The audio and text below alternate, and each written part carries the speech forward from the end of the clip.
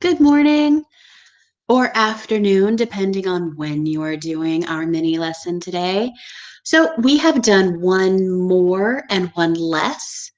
We have done word riddles with numbers where we had to figure out which one was a number that was greater, a number that was fewer, or a number that came in between a set. Today, we're going to do another mini lesson on figuring out which number solves the riddle. So I see again a number line from 1 all the way to 20 that is going to help and use as a strategy today. I see box A, and here are the directions. They want us to find the number that has 110 and 6 ones. So I'm thinking place value. I see the 1 and the 6. And let's see if I can find it on the number line. Here's a 1 and a 6, and that makes the number 16. Box B says I need one group of 10 and two ones. So I'm thinking of a 1 and a 2 is what it looks like. When I'm thinking about the number, I think of it just like they said, a group of 10 and two more. Here it is, number 12. Looks like that. Number C. So this one is going to be tricky. I'm going to really need my number line to figure this one out. Which number is 2 greater than 7? I'm going to circle my 7, and I need to count up 2 times, not just 1 like before. So let's do it 2 times. Let me see if I can use my finger. 1, 2. And I landed on number 9. If I wanted to think of that like an addition equation, I could think 2 plus 7 equals 9. I could think of it like that. Here's box D. Let me erase my work for the last one. And I see box D says, is 3 less than 5?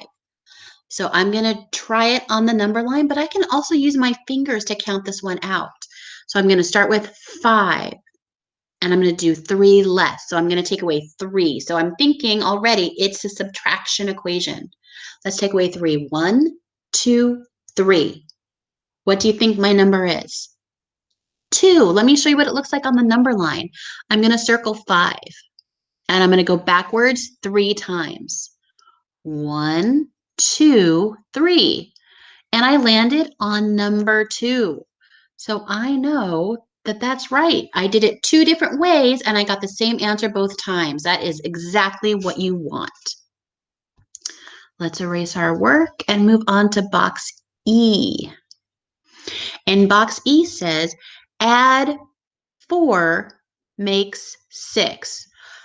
So this is a tricky one. This is when I need to use my algebraic thinking.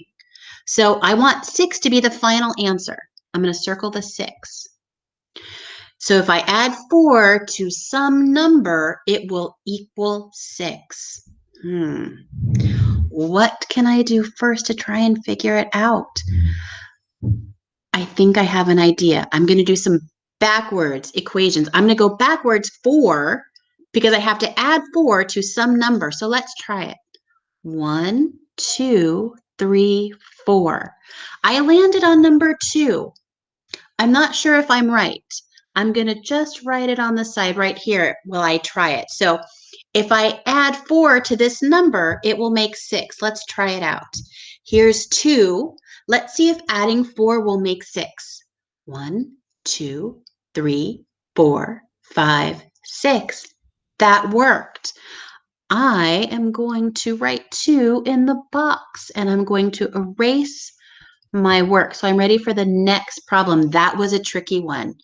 Algebraic thinking takes a little bit of a different mindset. Let's see what box F says. Box F says, add 7 makes 8. Okay, so I'm going to have some number plus 7 will make 8. 1, let's see. I already have 7, and I want to get to 8. I added 1 by thinking about how those numbers line up on the number line. Let's try 1. I added 1 more. So I'm going to try it like I did last time. I'm going to start with number 8. I'm going to circle it. And I'm going to go backwards 7 to see if we land on 1. 1, 2, 3, 4, 5, 6, 7. We did land on 1. So add 7 to 1. So here's my 1. Let's add 7 more. Okay. 1, 2, 3, 4, 5, 6, 6, 7, 8. And that makes 8. That algebraic thinking is tricky. Just try your best and see what happens. All right, box G says subtract 1 is 4. Okay, so I'm thinking, and this one is going to be adding up because I'm going to subtract down. I know it sounds tricky, but let me show you what I'm thinking. So if I add 1 to 4, I'm going to start at 5 because I want to take away 1 to see if it makes 4. Okay, so on the number line, if I go backwards 1, what does it equal? 4. So I started off at 5. Let's try it with fingers.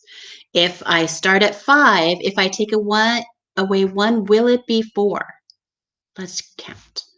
1, 2, 3, 4. That one is right. It's a little bit tricky. You have to really think in a different kind of way. All right. Box H says subtract 2 is 5. Subtract 2 is 5. I'm going to start at 5. I'm going to go up 2. I'm going to move 2 places to the right. 1, 2. So that would make it 7. Let's see. If I start at 7 and take away 2, will it be 5? So it meets the conditions of the problem. Let's see. Here are my 2. Let's see. Do I have 5 left? 1, 2, 3, 4, 5. Yes, I do. All right, as Mrs. Bush says, kiss your brain. You did a great job. We are all done with this lesson. Algebraic thinking will be something that might be available for us to practice at another time. Great job, everybody. I know this one was tricky.